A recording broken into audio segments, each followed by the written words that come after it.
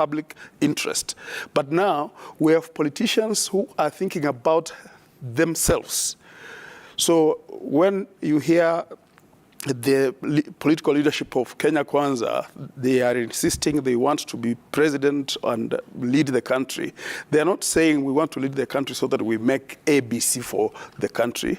The leadership of Azimio doesn't say this is what we want to do for the country, except the difference is that the Azimio leadership has previously shown that they have fought for public interest, and that is the only affection they may have with those who support public interest. Otherwise, our political parties are vehicles for individuals to get to leadership, and that's why when they join coalitions, they are pursuing that personal interest, as she's saying. And once the personal interest is either achieved or not achieved, the next thing is we're going to renegotiate. I wouldn't be surprised that even these independents who are being elected will be voting alongside the sides of the political coalitions they wish to support in terms of the leadership of that political coalition.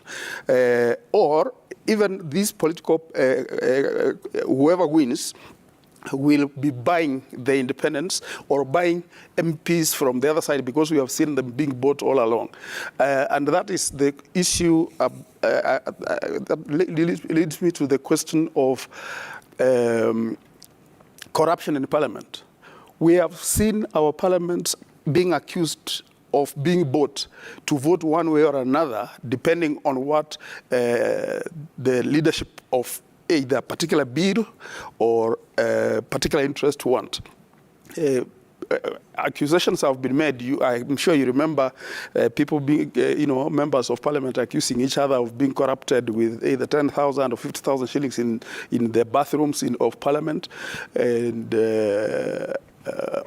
or being met by certain leadership coalitions, not coalitions, leaderships of parties prior or the night before the voting on a particular bill. So, whereas I'm optimistic about the balance, I am also cautious and plentifully cautious about the levels of corruption in this country and how they might be bought one way or another in terms of voting within Parliament. But they hold together for us. And if we take, for example, in 2002, when we had the National Rainbow Coalition, it held together until we were coming into the next election in 2007. And so it holds together because when they all come together, they're actually going in to implement a certain manifesto. And we saw in 2002 the introduction of the CDF and just how well it was working, until we start coming into the next election where the politicians' interests now say, like, I want to steer this ship. And you have various politicians within that coalition now wanting to be the head of the ship. And so that's what begins to make that fall apart. Danvas, I wanted to look at this in terms of comparing the heavy manifestos that these political coalitions gave Kenyans before the Kenyans went to the ballot, vis-a-vis their likelihood of holding together, like what Cynthia is saying. What are we likely to lose or gain if you compare? You see, back to what I said, you see, a manifesto is like a house, okay? The challenge we have with all manifestos from both sides is the foundation which they stand on, okay? Which I say that is the ideology. What's your conviction? What's your worldview? Because that determines your manifesto. It should rather ideally determines. For example, let me give you examples to answer your question. You see, using an American example, excuse me, if I'm a conservative or Republican, they believe in small governance, less taxes. So you know, for example, that if a Republican comes, he's going to say, hey, less taxes, okay, small government. Okay, if a Democrat's going to come, they're like, well, we need more social programs. So you already know where they're coming from. The challenge we have with the manifestos, they're not really rooted and grounded on a firm or a specific ideology. You understand? They are expedient, is what people really want to hear. And if you quite frankly look at and examine them in a nutshell, what are they saying? They're pretty much closely saying the same thing. There's not really much difference in terms of ideology. All promising all these things they will do. Well, the challenge you have with that, if you understand even a budget cycle, is the fact that whoever comes to power now is bound by the budget that's already passed by the previous government. So there's not much you can do in terms of your manifesto. Your 100 days promises ain't going to work simply because the budget is already set and it's actually rolling. You will do your budget next year, in July. Supplementary budget. Yeah, and maybe a supplementary budget. Yeah, you can do S1, S2, S3. But even that, if you look at supplementary budget, there's still an extent regional budget. You don't really deviate much from that. So there's not so much you can do. Even the first S1 will come maybe November earliest, given how the House is divided. It's going to be probably January before you do the S1 you call S1 in budgeting. So 100 days will be passed before you do anything to begin with, because you're bound by law. There's nothing you can do but abide by what has been approved by Parliament. Appropriated by Parliament. But they knew this as they were making those promises. 100-day mark. Well, they knew that. So that's trying to answer your question. Because there's governance. You see, the politics is what do they say? Politics about pros. I mean, governance is a different animal altogether. The reality in governance, if you've been there, I am there, is radically different. So what I'm hearing both of them say, I'm like, guys, do you know the reality of governance? So people will be disappointed. Reality. Which now leads to what I'm saying earlier. Eventually, the challenging of holding those manifestos and promises would materialize, because now, especially now that the fact that this House is pretty much divided, when it comes to appropriation, whichever person becomes to be the president of a country, they have a divided House, okay? Chances of you pushing all your agendas in this House are pretty much slim, because the other guys will be like, no. It will be very, very slim unless you're very good in your PR skills and managing people. So for me, you look at the next cycle, it will be a challenge to pull your election, because the first year, you rarely do most things you promise because budget has been set. Now, the second year is when you start. Now, the House is divided. Now, if these coalitions hold the way they are, it will be hard for you to get everything. You may get half of what you promised. Now, come in the next election cycle, what will you say? Well, I promised this. Well, I didn't deliver because of X, Y, and Z, but you promised. So now, back to what she said, the reality sinks in the next election cycle, whereby because you didn't deliver, people with disenfranchised, as Trevor, as you said earlier, voters are not really happy. And the turnover, of course, we've seen is almost 80% previous House. I mean, it's the highest turnover actually we've seen. A lot of people have been swept out because of the same thing. So I would say this, but to the politicians, to Kenyans, let's be realistic to an extent, okay? Let's be realistic to an extent. Let's be very realistic to Kenyans. Let's promise actually what can be delivered. I like a politician who can say, I'll do 2 things, and that's about it, rather than 50 things, because the manifestos are like 50 things, which majority of them are going to, I'll do only 2 things, and that's it. If I don't do, I can go home. Yeah, but Cynthia, the thing is, you've been in the trenches as a politician. The key is to sell hope. If you are that honest to the electorate, would they even listen to you? Absolutely.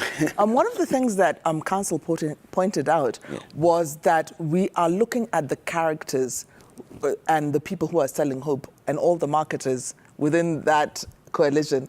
I'll call them, of course, they're the politicians, but they're the marketers. They're basically marketing that manifesto. One of the things he pointed out is what is the character of these people?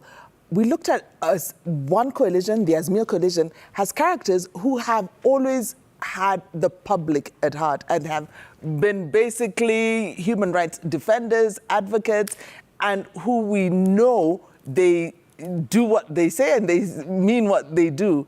When they were given responsibilities in previous regimes and governments, we saw their actions and inactions.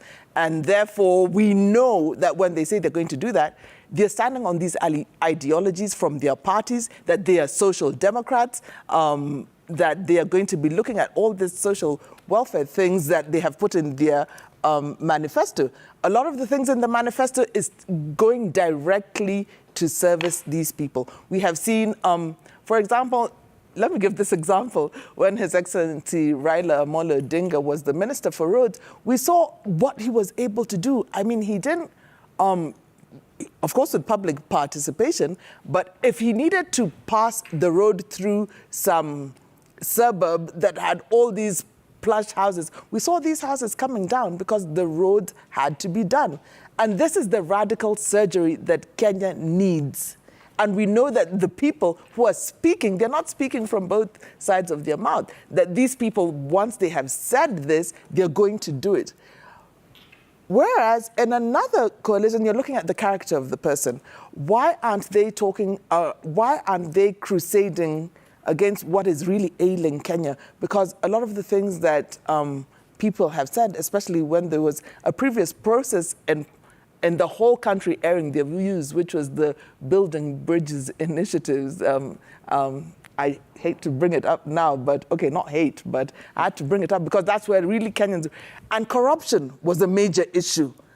And when you see one of the people, one side of the coalition not bringing this up, not speaking to it, not saying how they're going to handle it, then you'll be a little bit skeptical about how they're going to deliver. And therefore, that's where now the 100 days delivery will be a challenge for them, because what you say and what you do are two different things. Okay. And so you're able to see that. We'll get into the Chapter 6 leadership and integrity part, but let's hear what Harun Ndubi has to say about these issues of promises being made by politicians and the expectations of the electorate in terms of the manifesto. Actually, I keep wondering what, or even why they make the promises. Because the biggest promise Kenya has, and that is the basis of the hope of the country, is the Constitution. If you upheld the Constitution and enacted laws that followed the Constitution and did everything in accordance with the law, that will help us deliver. Because what we need in terms of the selling of that hope idea, what we need really is an environment where human dignity, equality, and the equality of opportunity is available to everyone. Once that is done, people will be able to invest in themselves and do and achieve their dreams. But when a politician promises that we are going to give you money, what is that? What they have not said anything much about infrastructure or in health. Okay, Azimio's leader said there will be something called Baba Care. He has not unpacked it. I have not understood what it means in terms of the reality of it. But saying, I will give you cash. The Kenya Kwanza leader has said, I'm going to give you this many billions. On what basis? And I like what he says. The budget is already done. So where are you going to get these billions from? You are going to tax people. And it's not saying this is how I will tax the richer and probably tax less the poorer, so that there is some level of equity in terms of taxation, so that those who are poor can make savings and improve their lives. Those who are too rich can sacrifice something so that the poorer will benefit. So the political promises are basically trash. If you asked me, I wouldn't trash them. Let him finish. Forgive my language. Let him finish. I listen patiently when you're speaking, so perhaps learn to be that patient with me. The only promise that I would trust that can happen is a promise based on how people will respect the law, how we can stop extrajudicial killings, how we will improve the welfare of our security infrastructure and all that. But other things about giving people money and putting money into people's pockets, that is a lie. That's what I'm calling trash. Because there is no government that is going to bring money and give it to you for free. Yeah. Harun, you've raised very fundamental issues there, but I'm just wondering, Danvas, to what extent is the electorate empowered to interrogate these manifestos to that extent and to ask those further questions beyond just what is being presented? And the question, if they have read the manifestos, yes. I've never seen one myself. Yeah. Are the cash transfers to the elderly that are being implemented right now all trash? And how is it being paid back? You know, if it's being done at a minimum to the elderly, to a certain scale in the population, if it is now escalated to the vulnerable families, how would you trash that? If I came in and said there'll be no... I remember being in the county assemblies that the devolution ministry said no more benchmarking abroad. And those are savings. If then the leader comes in and says no more excesses of government in certain areas, it doesn't necessarily have to be in taxation, but just looking at how we can make savings in other operations within government so that this money that has been saved is actually put to finance this program that we have, I think it is doable. So there's value in some... Yes, it's being done at a minimal. It can be escalated. Yeah. But who's asking the how, the pertinent questions about how sustainable and how practical this is? I believe that is what Harun is raising. Because yes, these promises come, they are big and they are enticing. And sometimes they can generate that much needed energy from the electorate. But who is asking how it's going to be implemented? Ali, we're just talking about the magic of 100 days, and Danvers is breaking down how it's impractical as we speak. Who is going deeper? You see, first of all, to your first question about the people being empowered, quite frankly, for the most part, the Kenyan population, I now that the Premier League is on, I don't watch it myself, but the people who really love it, Kenyans and politicians like the Premier League, they are so emotionally vested in these politicians on both sides. I mean, they're emotionally vested. Now, if you had to ask one of the players in the Premier League whether they know any Kenyan by name apart from the president, they don't know, and probably they don't care. You understand? But Kenya is so vested emotionally. But how does a team winning or losing affect your life? Not really much, unless you did bet or put money into it. And that's a challenge we have with the Kenyan population in terms of politics. It's an emotional investment. Okay, it's not intellectual. Because if it's intellectual, then you'll ask the hard questions. The how? If you're really serious about it. It's emotional. I love this guy. Okay? Why? I just like him. That's what, so there's really no good reason. Or previously, because I belonged to a specific ethnic group, therefore because my leader is in that side, therefore I will support him. Whether that person is good for you or not is immaterial. You will just support him. That's a challenge we have. Now, for me, what you're doing here, because Kenyans are listening, is what we need. We are moving the needle and moving the conversation to really ask, Kenyans need to ask the hard questions. Not civil society. That's not the work of civil society. Because civil society do not vote for politicians, the Kenyans who vote for. Because unfortunately, civil society has now come to the issue of accountability. Trevor and I have been to CMD. That's why we really, grill these guys. That's not the work of civil society. It should be the work of the voters. Rather than go to rallies, it should be the other way. Not that politicians speak. Rallies should be the other way around, where voters ask hard questions as to exactly what is asking, the how, nitty-gritty, because then it will be a sober-up expectation. I think to your last bit, here is the reality we face, and I feel for our country. There's a certain reality. There's an economic reality. If you look at the fiscal policy that is already in place, the monetary policy that is already in place, they construe the next administration pretty much.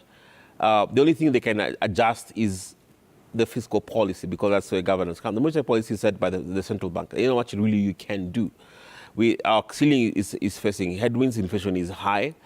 Kenyans are facing reality of high inflation, for example. Now, it is not about to go anytime soon, okay? And that's the reality that now when it comes to governance, Kenyans need to face.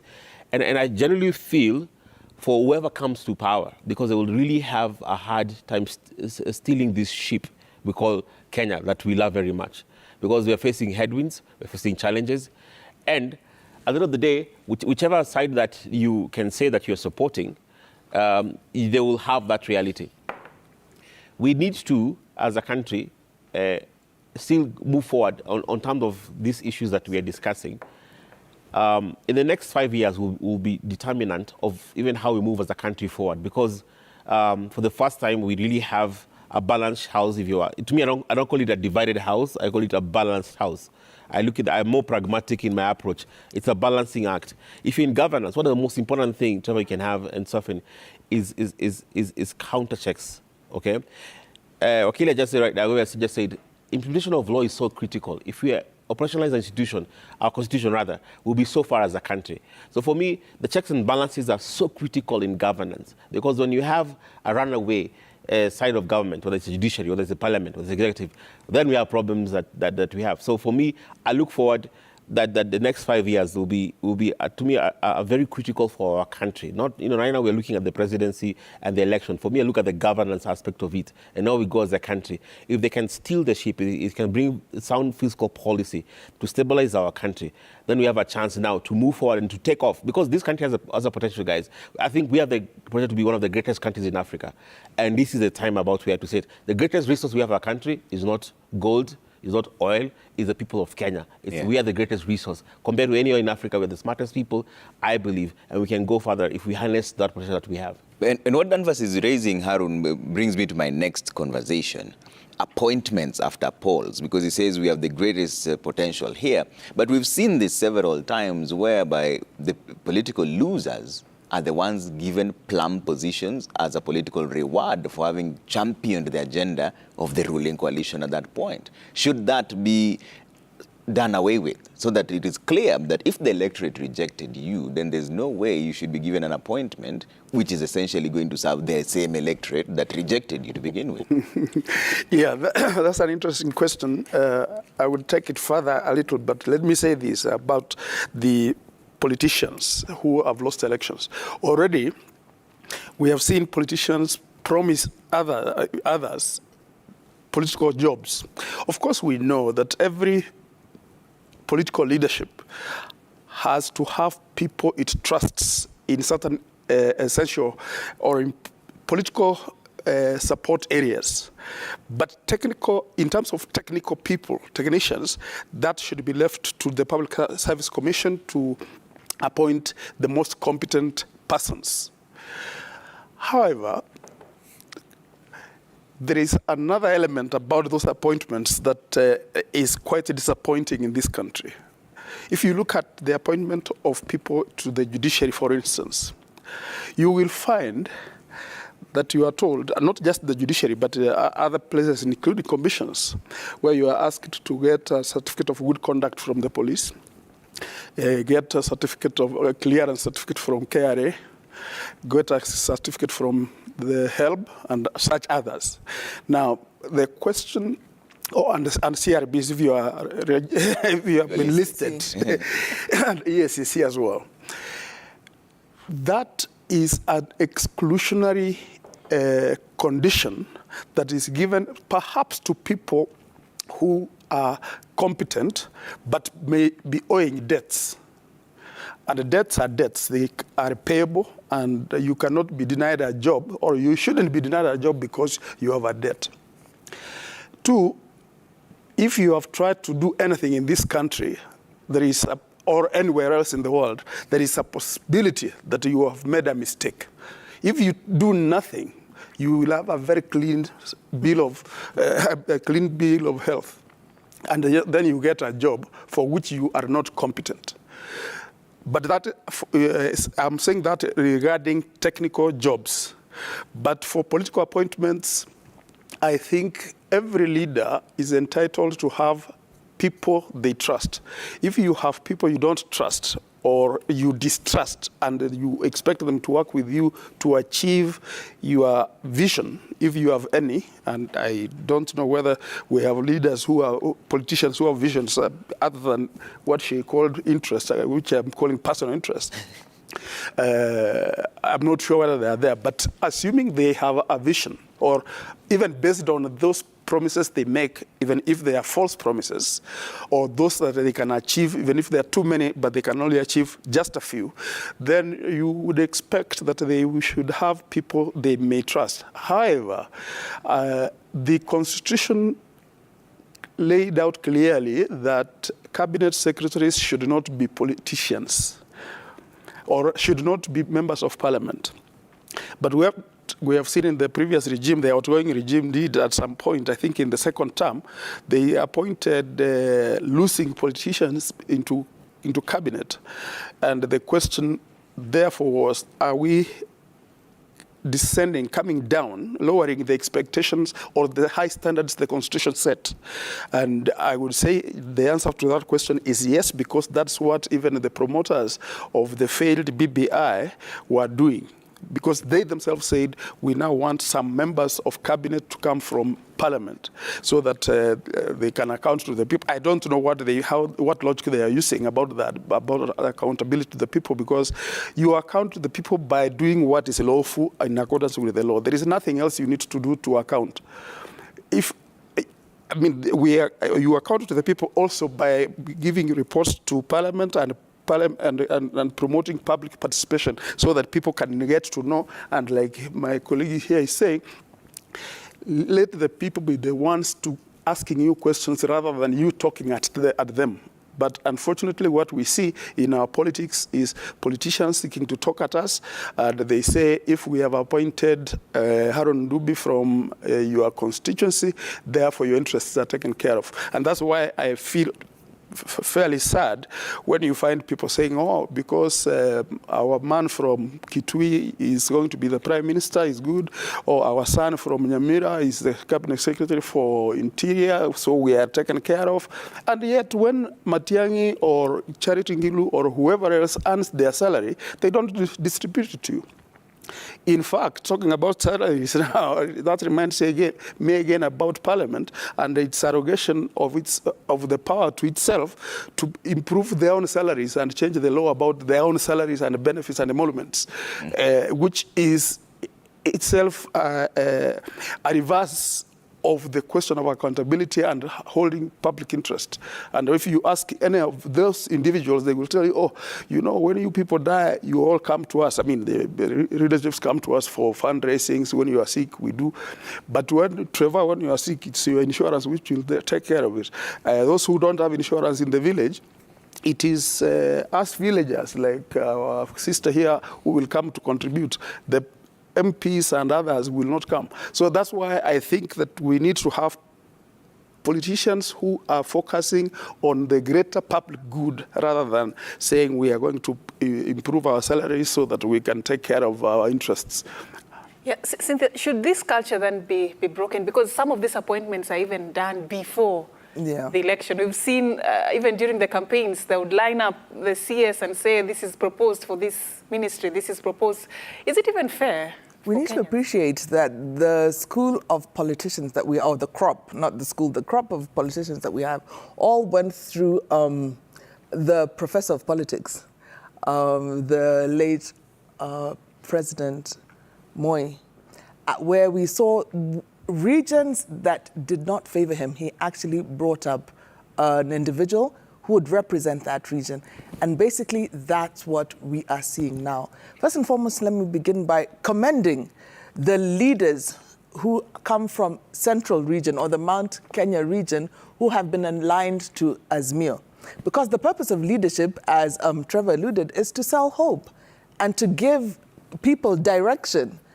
And basically, what the Central region or Mount Kenya region, their fears of not being Azimionated, Azimio aligned, was because of an argument that had been sold to them for the longest time, that the leadership on the other side is led by a madman, a man who believes in witchcraft, and all these are allegations that have been in the psyche of the people who have been raised with this psyche, who have this fear.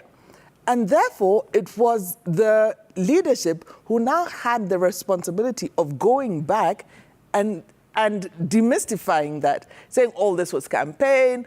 How then would you call a person mad if this is a person who has taken it on himself to deny himself so that at whatever cost, he sees that changes are made. We made changes to the Constitution. We're able to bring in the Constitution. And the beneficiaries of that same Constitution that we passed in 2010 are the people now who begin to rule. And they rule and say, let's do this. 10 years you will rule, and the next 10 years we will rule. So the foundation of one side is 10 for me, 10 for you. And the foundation of the other side is let's bring the entire country together. So you find that one coalition does not have patronage in an area, like in the Mount Kenya region, like, for example, Azmio. Most of the people who ran on an Azmio ticket, or Jubilee, for example, in Mount Kenya, have all lost their seats.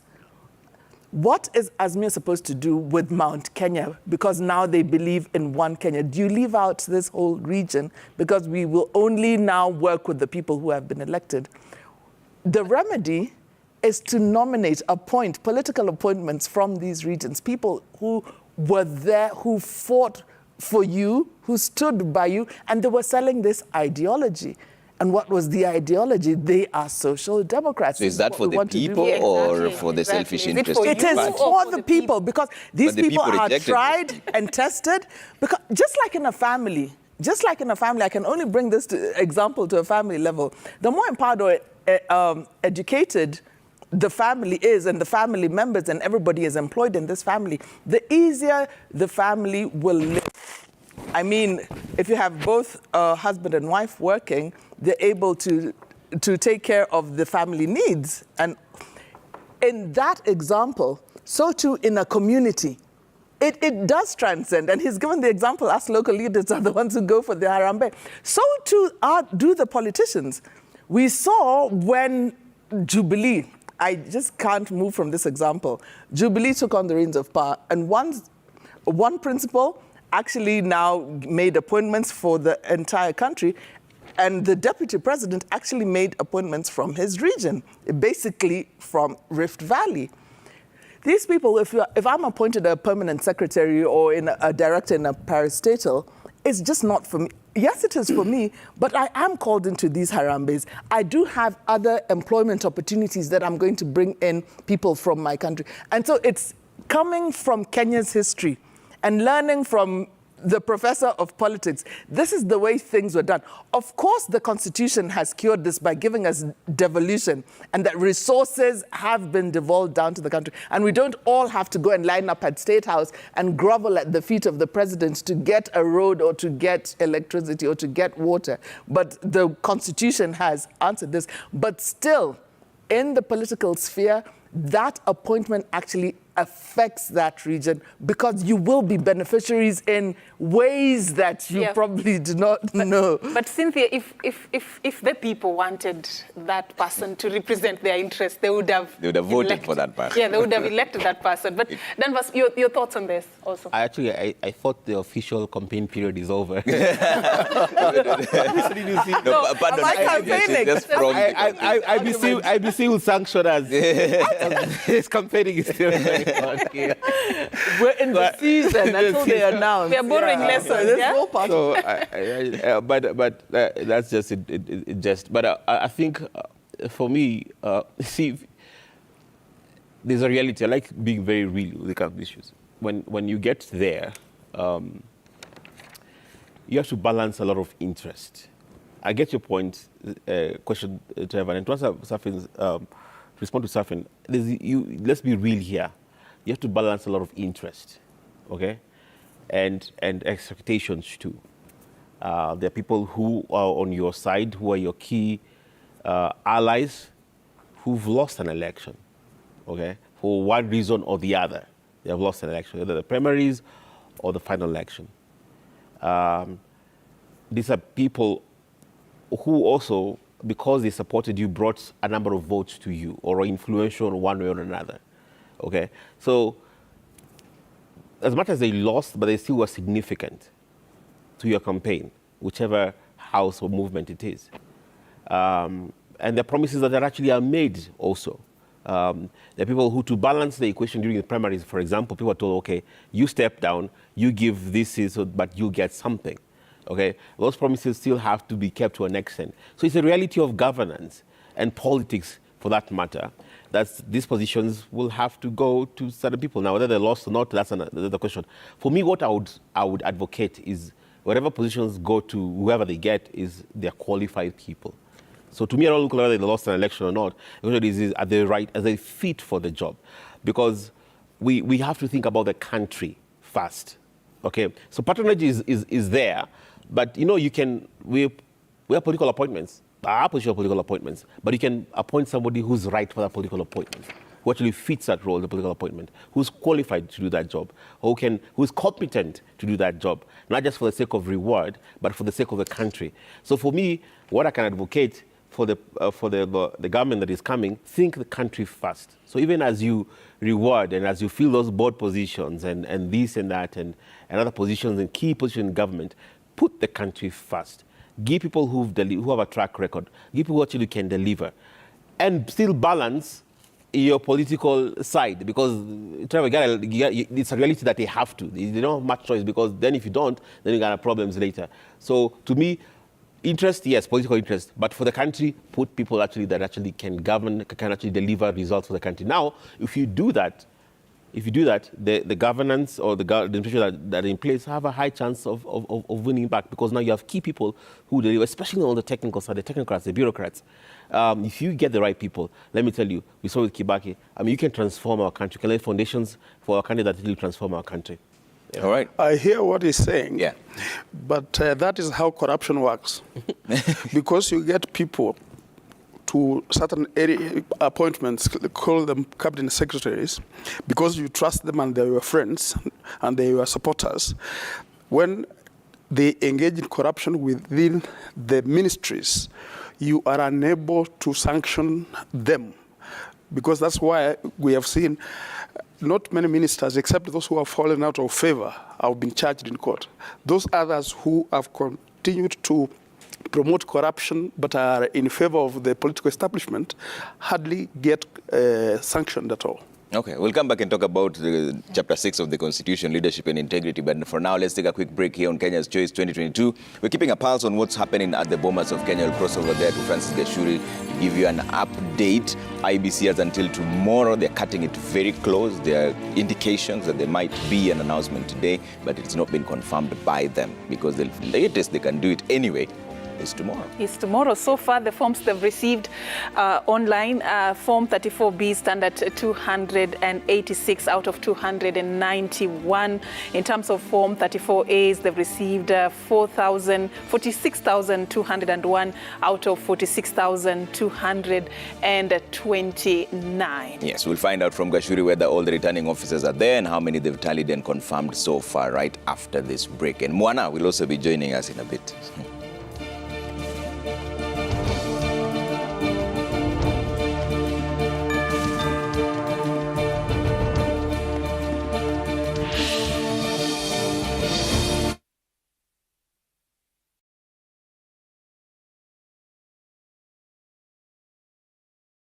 New State South Ultra Concentrate is my mom's choice. 1, it is 4 times more concentrated. 2, it's ready to use, no need to dilute. 3, it's packed with 4 times more fragrance. And it smells so good. 4, 1 bottle gives you 40 washes. That's 4 times more washes. New State South Ultra Concentrate is 4 times more concentrated, for 4 times more washes and for 4 times more fragrance.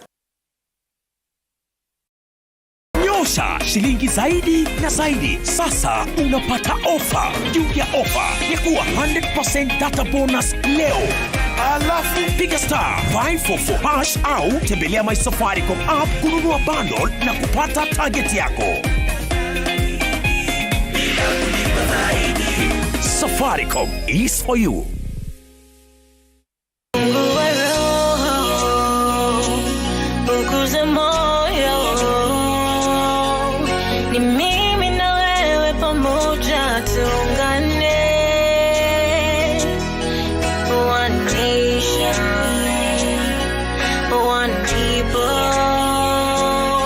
Hamjambo wa Kenya, jina langu ni Vanessa Gwandaru. Ukitaka wimbo huu kama sikiza tune yako, bonyeza star 811 star 344 hash. Kumbuka, sikiza na Citizen ni nyumbani kwa wasanii wote.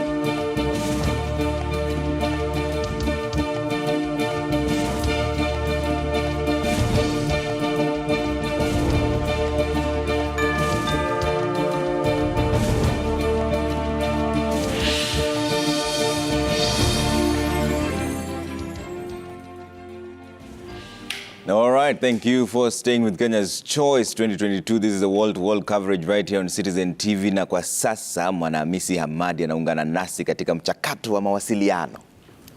Siko vibaya sana Mwanahamisi. Najaribu, naweza omba maji hapa na pale. Unaambiwa kila kitu kinakuja na sababu yake. Pengine uchaguzi huu umekuja ili na wewe uweze kufanya Kiswahili kidogo. Kasi siku zijazo na wewe uje ufanye taarifa za Kiswahili. Hapana, hapo hatuwezi kabisa. Lakini mambo vipi? Nashukuru sana. Na hongereni kwa kazi nzuri ambayo mmeianza kuanzia saa 1 mpaka sasa Sasa ushapata tumekula ng'ombe, imebaki mkia tu, lakini bado mko katikati, mko kwenye kifua sasa. Kwenda wapi sasa? Cynthia amefanya nini? Naam? Ulikuwa unasema Cynthia amefanya nini? Cynthia, Kiswahili sasa.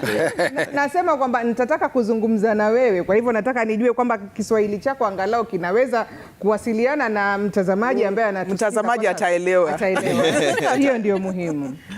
Sawa sawa, mtazamaji hujambo popote ulipo, ni wakati ambapo hivi sasa na mimi nimeingia ndani ya studio ili kuhakikisha kwamba wewe ambaye unatutizama hapo ulipo na ungependa pengine kupata yanayojiri kwa lugha ya Kiswahili hupitwi na lolote. Jina langu ni Mwanahamisi Hamadi na naarifiwa moja kwa moja tunakwenda katika ukumbi wa Bomas ambako tunaungana sasa na mwanahabari wetu Francis Gashuri ili aweze kutueleza ni yapi ambayo yanajiri. Manake kizingatiwa kwamba kuanzia asubuhi hatujapata kujua ni kipi ambacho kinaendelea. Gashuri, umeingia hapo Bomas majira ya saa ngapi na kufikia sasa pengine orodha ambayo imetolewa imefika ngapi?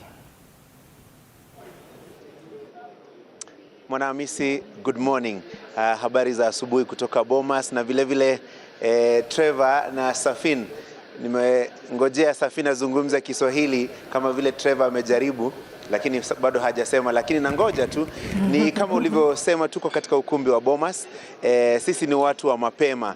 Wanasema mapema ndio salama. So tumefika mapema, tumekuwa hapa tangu asubuhi mapema, na shughuli hapa katika ukumbi wa Bomas zinafikia ukingoni. Ukitazama pale katikati ambapo palikuwa ni ulingo wa shughuli nyingi sana hapo jana na kutoka siku ya Jumatano, sasa unaona pametulia. Shughuli zote pale katikati zimekamilika.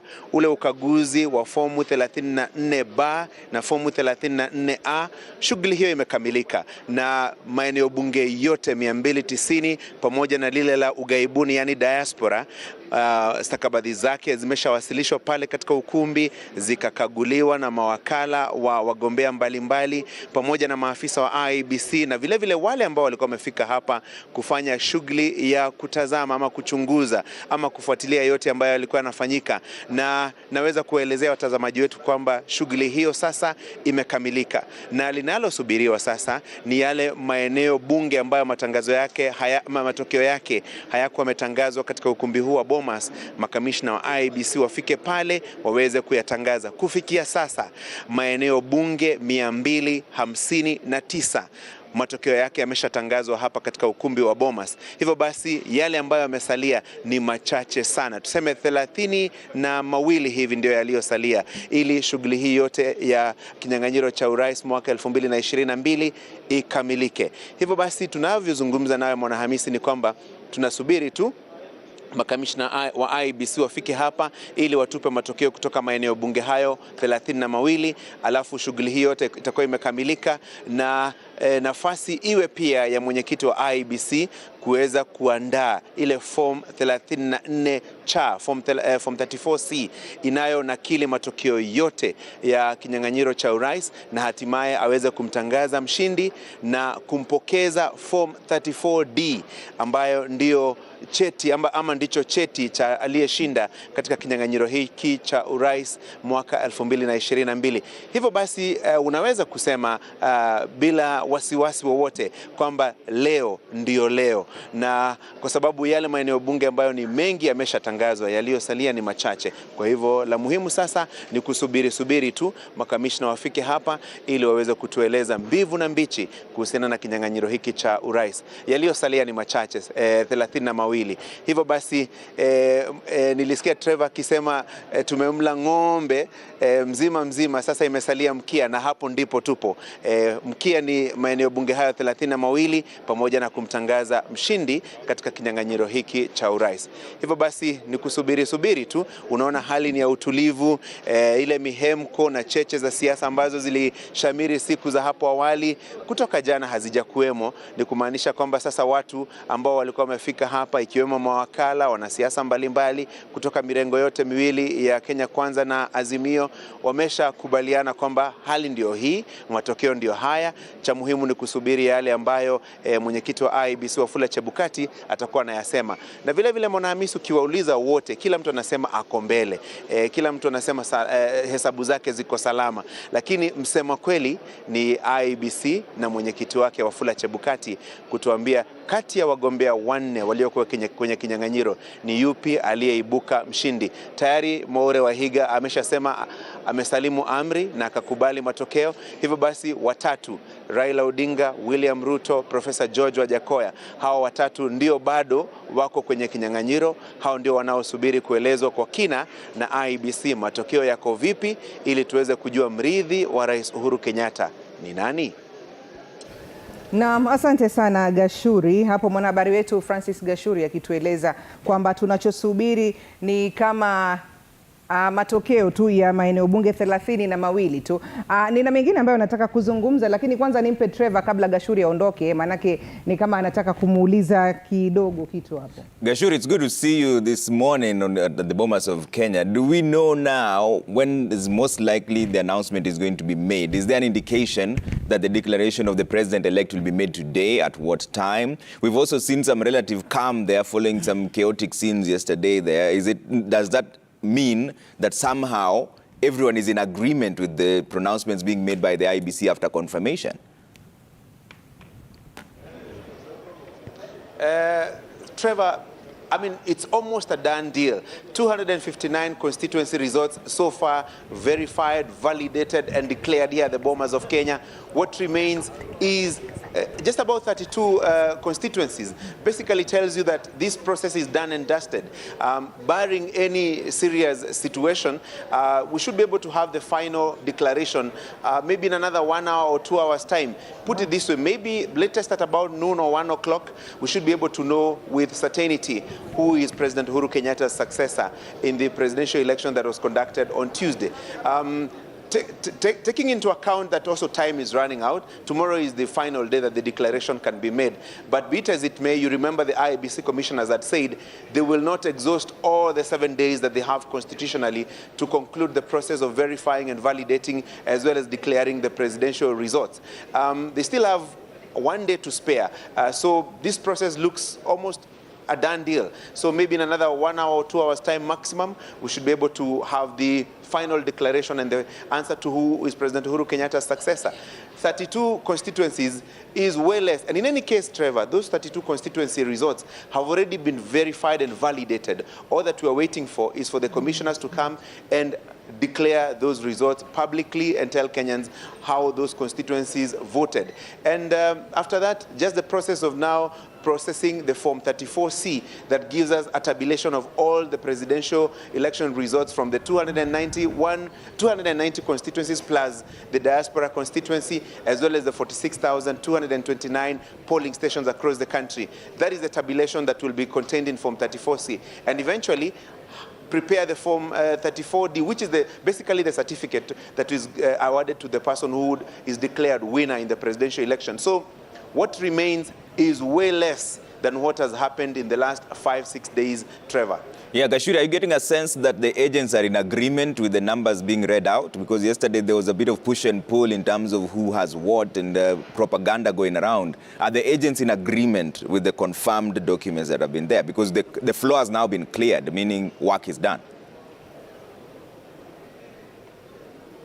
Trevor, they have no option. Remember, results declared or announced at the polling station are final, basically affirming the supremacy of the polling stations in the whole process of the general election. So all that they can do here is to note and maybe use them as part of the evidence during the presidential election petition if any of those who have participated in this presidential election will be dissatisfied with the results that will be declared here by IEBC and eventually the winner who will be declared. So not that the agents have so much leeway insofar as agreeing or disagreeing with the results is concerned, insofar as whether they can also be able to stop the process from going on and declaration being made insofar as who has won the presidential election. So they have no option. What actually happens here is just the process of verifying and validating and eventually collating all those results to come up with one final figure that will be declared for the presidential election results. So anyone who will be dissatisfied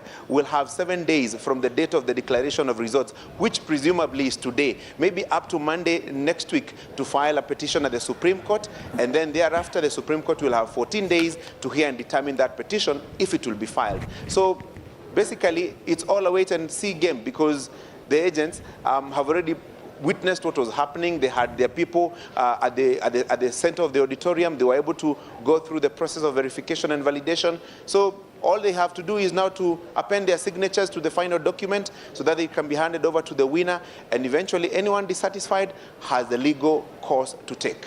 Yeah, Gashuri, has the IEBC been able to explain the discrepancies on their online portal? Because on the Form 34Bs, only 286 have been uploaded out of the 291, meaning they still have about 5 more to go. But it seems the returning officers are already there. How come they were unable to upload their forms? And the same thing applies for the polling stations. Only 46,201 have been uploaded according to their portal out of the 46,229. So there's still 28 pending. But it seems the physical document is there. They've just not been uploaded. Have they been able to explain that discrepancy? Trevor, you remember when IEBC was preparing for this election, they told us there were 1,111 polling stations that were not covered by a 3G network. And so that, I would assume, is the reason why some of those polling stations, their results are not yet in the portal. But it is important to affirm at this point that all the results have been brought here at the Bomas of Kenya. They have been verified, they have been validated. So that is the situation as it were, but maybe the IEBC commissioners will have to give us an explanation as to why maybe some of those forms have not been uploaded and what they were using to do the verification and the validation right here at the Bomas of Kenya. Because what was happening was basically looking at what has been brought physically vis-a-vis what was posted on the portal and comparing, and if there are any discrepancies, notes being taken. But I would assume those 1,111 polling stations are in certain constituencies, and those are the reasons why the Forms 34B and the Forms 34A have not been uploaded on the portal. But we will pose that question to the commissioners, and maybe they will be able to give us an answer insofar as that question is concerned. Remember also, Trevor, if you're to look at all the results that will be tabulated, even if, let's say, some of those constituencies and some of those polling stations whose results have not been brought here were not brought here at all for one reason or the other, all that IEBC needs to do is to look at the results that have so far been verified and validated and see whether the remainder of the constituencies and the remainder of the polling stations, the numbers therein would be so significant as to alter the final tally, and whether, even without necessarily looking at them, whether they would in any way affect the final declaration between the first candidate and the second candidate insofar as that list of the presidential election is concerned. So let's wait for IEBC commissioners to tell us what has happened. But from where I sit and from where I stand, the information we have is that all the forms have been able to arrive here. They were brought here by the relevant officers, the returning officers, and they have been verified and validated.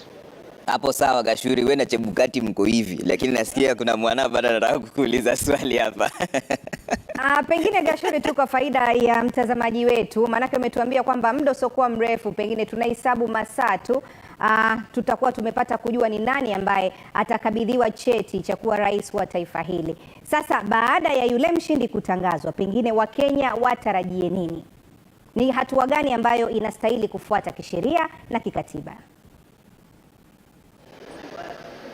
Bila shaka mshindi akishatangazwa leo Mwanahamisi, tuliona ile kamati ambayo inashughulikia swala nzima la kuchukua hatamu za uongozi kutoka kwa rais aliye sasa hadi rais ambaye atakuwa amechaguliwa.